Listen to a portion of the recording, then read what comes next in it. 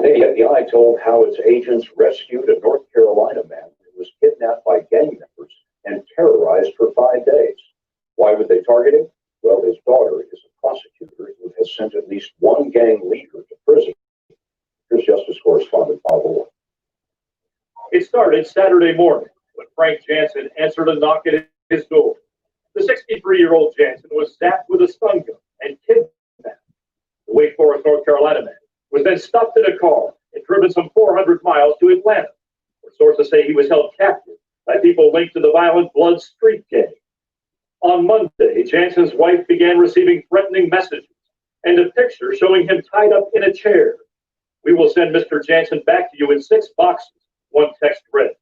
"And every chance we get, we will take someone in your family to Italy and torture them and kill them." Sources say the kidnappers were making demands on behalf of Kelvin Melton, a gang leader serving a life sentence in a North Carolina prison. Melton was convicted in a case prosecuted by Jansen's daughter, Colleen, an assistant district attorney. Court papers show the FBI traced the messages to phones belonging to Melton's crew and to a cell phone Melton was using inside the prison. At 8:20 last night, the FBI listened in on a call as a man identified as Melton apparently gave orders to kill Jansen. "Get a bag, put it over his head, and stuff something in his mouth," the caller said. "Make sure to clean the area up. Don't leave any DNA behind." About 3.5 hours later, the FBI's hostage rescue team raided an apartment in Atlanta and found Jansen alive. 5 people, 2 of them women and 3 men, have now been arrested and are charged with kidnapping. Scott, sources say the FBI is still looking for others who may have played a part in that plot. Bob Orr in our Washington newsroom. Bob, thanks very much.